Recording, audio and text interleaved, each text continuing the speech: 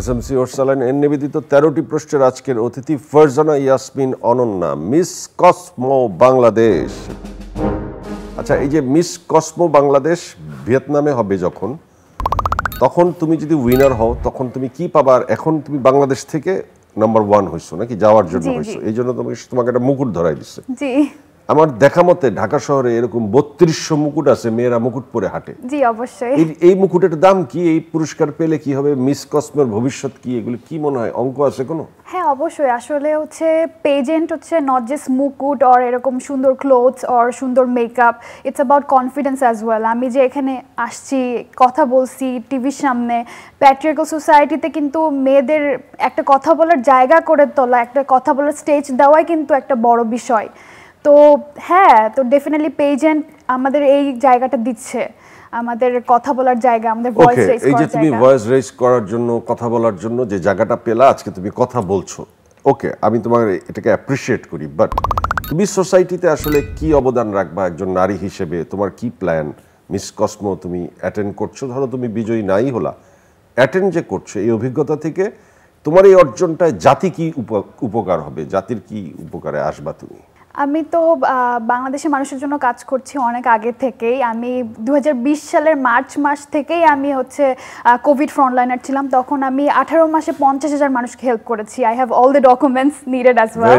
And তারপরে আমি বাংলাদেশে যখনই যত ডিজাস্টার হয়েছে আফটার 2020, সেটা সিলেটের বন্যা হোক বা খুলনার কয়রার বন্যা হোক, আমি সেখানে নিজের উদ্যোগে, নিজের লিডারশিপে নিজে আমি সেখানে গেছি এবং মানুষদেরকে হেল্প করেছি। এছাড়াও প্রত্যেক বছর শীতে আমি উত্তরবঙ্গে যাই, নিজে কনসার্ট আয়োজন করি এবং সেখানে আমি কম্বল কালেক্ট করি ঢাকা ইউনিভার্সিটি থেকে, কনসার্ট ফর উষ্ণতা, এবং সেখানে আমি উত্তরবঙ্গে এভরি ইয়ার যাই। Very good. এই যে তোমার এই প্রচেষ্টাটা, এটা তুমি বলতেছো ডকুমেন্টস আছে, এটা ডকুমেন্টসটা কি কি আছে তোমার কাছে? ডকুমেন্টস আছে অ্যাজ ইন মানে অনেকেই মানে এমন কথা বলতে পছন্দ করে যে মানুষের জন্য এটা করেছি এটা করেছি। তো ডেফিনেটলি আমি যে কনসার্ট ফর উষ্ণতাতে থাকি এভরি ইয়ার, এবং এগুলো সব স্টুডেন্টরা দেখেছে, ঢাকা ইউনিভার্সিটি সবাই দেখেছে। আমার যশোরে আমার মেইনলি বেশি কাজ করা হয়েছে, তো যশোরে সবাই জানে, একদম সবাই। ওকে, তুমি এই ফেসবুকে কিংবা পেজে এই অ্যাক্টিভিটিসগুলি তোমার প্রোফাইলে রাখো না? জি জি, আমি আসলে একটা এনজিও লাইসেন্সের জন্য অ্যাপ্লাই করেছি, তো ওইটার একটা পেজ আছে, সেখানে আমি রাখি। ওকে, এই যে ঢাকা ইউনিভার্সিটি থেকে পাশ করলা কোন সাবজেক্টে? Women and gender studies. Okay, এরপর তুমি ছাত্র রাজনীতির সাথেও জড়িত এবং মাশাআল্লাহ তুমি এনজিও লাইসেন্সের জন্য আবেদন করে ফেললা। এটাই তোমার আসলে টার্গেট? জি। বিরাট টাকা ওইটার মধ্যে। আসলে আমি মানুষদের হেল্প করতে চাই, এটা নাম মাত্র। এটা আসলে সত্যি না, হয়তো কিছু কিছু মানুষের কাছে এটা আমি স্বীকার করব। কিছু কিছু মানুষ, তুমি পলিটিক্যাল ভাবে অ্যাক্টিভ, তুমি সোশ্যাল ওয়ার্ক করতেছো, তুমি আবার বিদেশেও যাচ্ছ, সবকিছু মিলে যদি এনজিও লাইসেন্সটা পেয়ে যাও, টাকায় টাকা, এটা তুমি বিশ্বাস করো? আসলে টাকাটা এত ইজিলি আসে না। এনজিও যারা হচ্ছে টাকা আনে বিদেশ থেকে, মূলত আনে বিদেশ থেকে, ফান্ডিং আনে তারা, তারপর বাংলাদেশে এত কাজ করে। বিদেশ থেকে ফান্ডিং আনাও একটা বড় বিষয়, কারণ তারা কিন্তু আসলেই দেশের মানুষের জন্য কাজ করে। তো এই ফান্ডিংটা আদৌ পাবো কিনা সেটার জন্য আলাদা পারমিশন লাগে, তো সেখানে আমি আপাতত যাচ্ছি না। উইদাউট এনি ফান্ডিং আমি কাজ করব। এই যে ধরো এই কাজগুলো করছো, মিস কসমোতে যাচ্ছ, এগুলো কার বুদ্ধিতে, বা তোমার কখন রিয়েলাইজ হলো, যদি তোমার বুদ্ধি হয়ে থাকে, যে এইভাবে আগালে জীবন অনেক বেশি অ্যাট্রাকটিভ হবে? এটা একটু বলবা, তোমার ইন্সপিরেশনটা কোত্থেকে এসছে? ইন্সপিরেশন আমার নিজে থেকে আসছে আর কি। আমি যখন প্রথম ঢাকায় শিফট করি 2019 সালে ঢাকা ইউনিভার্সিটির জন্য, তখনই আমার মানে মাথায় আসে যে আমি পেজেন্টে যাব, আমি দেশকে রিপ্রেজেন্ট করব, আমি দেশের পতাকা তুলে ধরবো বড় স্টেজে বিদেশে যে। তো তখন থেকেই আমার মাথায় এই চিন্তাটা ছিল এবং আমি অলরেডি রিপ্রেজেন্ট করছি। কিন্তু আমাদের দেশ এখন পর্যন্ত miss Cosmo, miss glucose, miss, যা আমি নাম বলছি বিভিন্ন, এগুলোর কোনো স্বীকৃতি দেশ মানে না, গ্রহণ করে না। আমরা দুটি অ্যাওয়ার্ডের কথা জানি, মিস ওয়ার্ল্ড, মিস ইউনিভার্স, যেটা আমরা ঐশ্বরিয়া রায় পেয়েছিল একবার, একবার সুস্মিতা সেন পেয়েছিল। এছাড়া যে হাজার হাজার কম্পিটিশন, হাজার হাজার যে এই মেয়েরা যাচ্ছে, এটার স্বীকৃতিতে বাংলাদেশের কিছু যায়ও না, কিছু আসেও না। শুধুমাত্র তোমরা যারা অংশগ্রহণ করো, তোমরা এটাকে বড় করে টেলিভিশনের পর্দায় বলো, এটা হচ্ছে রিয়েলিটি। জি জি জি, অবশ্যই রিয়েলিটি। হ্যাঁ, সো এই যে গ্রহণযোগ্যতাটা অর্জন করতে পারছে না এই ধরনের কম্পিটিশনগুলো, কারণ হচ্ছে ভুরি ভুরি যে সেই এই কম্পিটিশন আয়োজন করছে। জি জি। এই ব্যাপারে তোমার বক্তব্য কি? আমি তো আমার সাধারণ জনগণের মনোভাবটা তোমার কাছে তুলে ধরলাম, কিন্তু তোমার বক্তব্যটা কি? না, এই বিষয়ে তো অবশ্যই আমি অবগত আছি যে বাংলাদেশের মানুষরা মিস ইউনিভার্স এবং মিস ওয়ার্ল্ডকে বেশি অ্যাপ্রিসিয়েট করে, কারণ বাংলাদেশে বলিউড অনেক চলে অ্যাপারেন্টলি। আর এখানে ঐশ্বরিয়া রায়ের মুভি আমরা দেখেছি, সুস্মিতা সেনের মুভি আমরা দেখেছি, সেই হিসেবে আচ্ছা সে মিস ওয়ার্ল্ড, সে মিস ইউনিভার্স, বাকি কোনো পেজেন্ট আমরা চিনি না। জি জি জি। তো সেক্ষেত্রে আসলে এত তাড়াতাড়ি তো চেঞ্জ আসবে না। ইভেন মিস ইউনিভার্স, মিস ওয়ার্ল্ডও কিন্তু বয়স বেশি না বাংলাদেশে, মাত্র 2 থেকে 3 বছর হয়েছে এটা বাংলাদেশে ঢুকছে।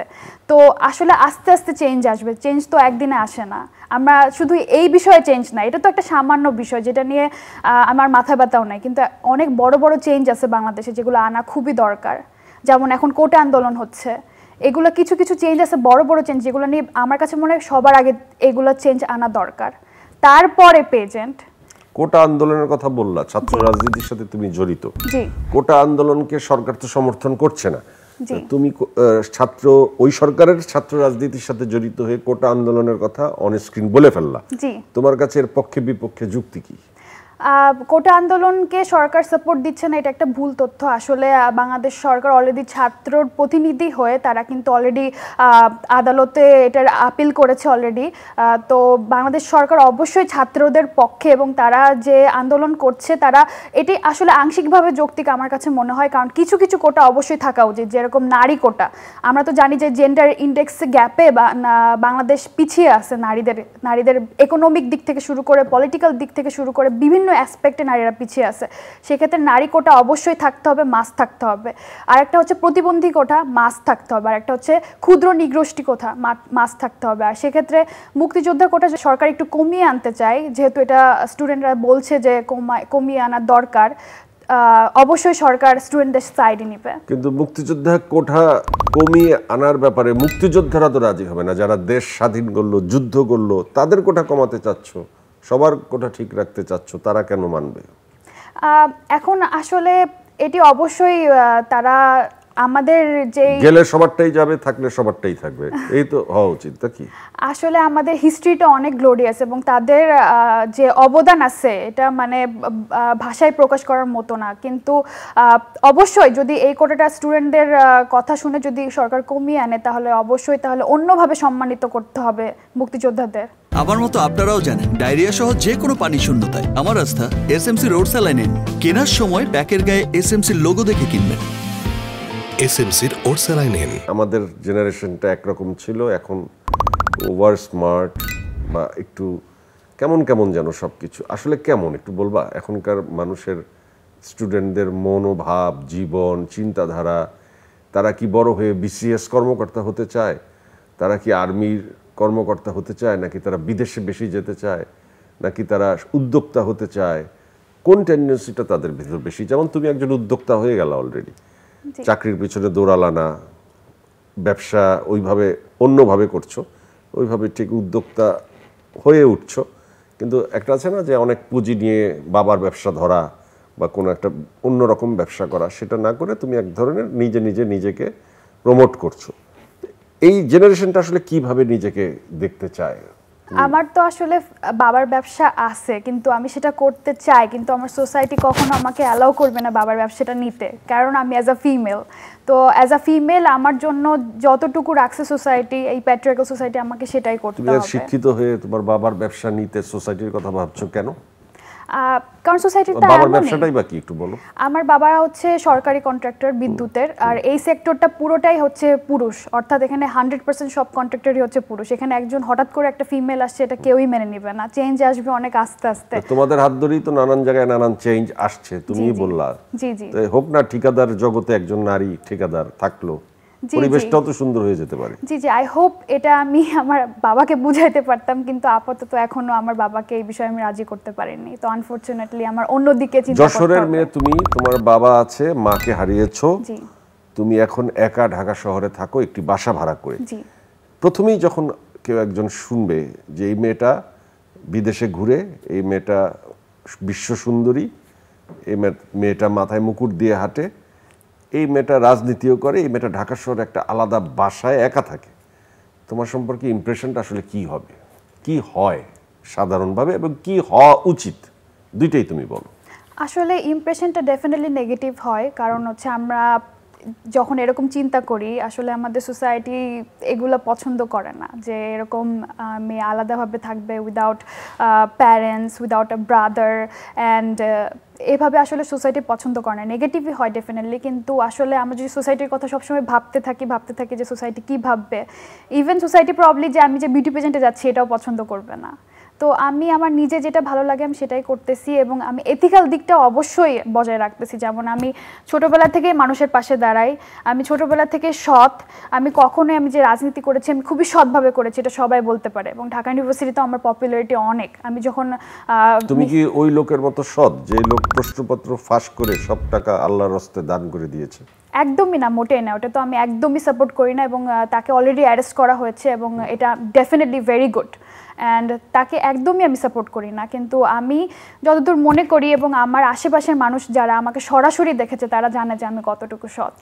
আচ্ছা, এখন তোমার সাথে একটু মজা করি। জি, তোমাকে কয়েকটা প্রশ্ন করব, তুমি সেই প্রশ্নগুলো খুব ফানি উত্তর দিবা, খুব সিরিয়াস অ্যান্ড খুবই লজিক্যাল উত্তর দিবা। তুমি যেই পেশায় যেভাবে আগাচ্ছ, তুমি তো একা সিঙ্গেল একটা মেয়ে, তোমার লাইফ পার্টনার যদি হয়ে যায় জায়েদ খান, তাহলে দুজনে মিলে তোমাদের প্ল্যানটা কি হবে লাইফের, এটা একটু বলো তো। এখন he is very popular, that's amazing, owner exposure অনেক বেশি, উনি যেটা করে সেটাই ভাইরাল হয়ে যায়। তো এরকম যদি একটা পার্টনার হয় যে তার সাথে থাকলেই আমিও ভাইরাল, মানে অটো এক্সপোজার, তাহলে আর এটা তো অফকোর্স আইড অ্যাপ্রিশিয়েট ইট অনেস্টলি। ওকে, তাহলে আমরা একটা তোমাকে কংগ্রেচুলেশনস জানাতে চাই যে তুমি অ্যাটলিস্ট জায়েদ খানকে জামাই হিসেবে শোতে গ্রহণ করলা। হ্যাঁ, sure sure. Very good. Zayed খানের নতুন বউ তুমি? I wouldn't say it like that, মানে ওনার কনসেন্ট বাদে এভাবে বলা আমার কাছে, মানে উনি মতামত দিলেই তুমি বউ? এরকম না যে শোতে আর কি মজা করে সার্কাজম। ওকে, সার্কাস মনে হচ্ছে। সার্কাজম তো সার্কাস দিয়েই হয়, ঠিক না? জি জি জি। ওকে, এবার ধরো তুমি হঠাৎ করে ধরো তোমার বিয়ে হয়ে গেল একজন হুজুরের সাথে, তখন কি হবে? আমার অনেস্টলি এটা আমার লাইফ গোল, যে এক পর্যায়ে যে আমি অনেক ইসলামী লাইফ লিড করব। তো এটা যদি হয় ফিউচারে, তাহলে এটাও আমি অ্যাপ্রিশিয়েট করব। আমি অফকোর্স আমি ইসলামী লাইফ লিড করার চেষ্টা করব। ভেরি গুড, খুব সুন্দর তুমি অ্যান্সার দিয়েছো সব কিছুর। প্রিয় নায়ককে? প্রিয় নায়ক সাকিব খান। কেন? উনিও অনেক পপুলার, ওনাকে অ্যাকচুয়ালি বাংলাদেশের সর্বশেষ সুপারস্টার নায়ক বলা হয়, যে ইনার পরে হয়তো আর কেউ সুপারস্টার নায়কও ভাবে হয়ে উঠবে না। তো উনি ডেফিনেটলি আইড অ্যাপ্রিশিয়েট হিম। বুবলি না অপু বিশ্বাস? আমার মনে হয় বুবলি। কেন? কারণ হচ্ছে অপু বিশ্বাসের সাথে যে ঘটনাটা হয়েছে সেটা ডেফিনেটলি খুবই স্যাডেনিং, ডেফিনেটলি, বাট তারপরে উনি স্ট্রং হয়ে একটা, আমি ভেবেছিলাম যে উনি খুবই এম্পাওয়ার্ড একজন ওমেন, তো উনি পরে আর স্ট্রং হতে পারেনি। আমি নাই, ক্যামেরার পেছনে কেউ নাই, তুমি তোমার মনের কিছু কথা চ্যানেলের দর্শককে বলো। Thank you so much for having me today. It's such an honor to be here. ভাইয়ার গেস্ট হয়ে এখানে আসতে পেরেছি চ্যানেল আয়ে, এটা সত্যি অনেক বড় অনারের বিষয়। আর আমি যেহেতু দেশকে রিপ্রেজেন্ট করতে আরেকবার বিদেশে যাচ্ছি ভিয়েতনামে ইন সেপ্টেম্বর, আমি যেন দেশের পতাকাকে বড় স্টেজে ভালোভাবে তুলে ধরতে পারি এবং ভালোভাবে কালচারাল এক্সচেঞ্জটা করতে পারি, এর জন্য সবাই দোয়া করবেন আমার জন্য। ধন্যবাদ।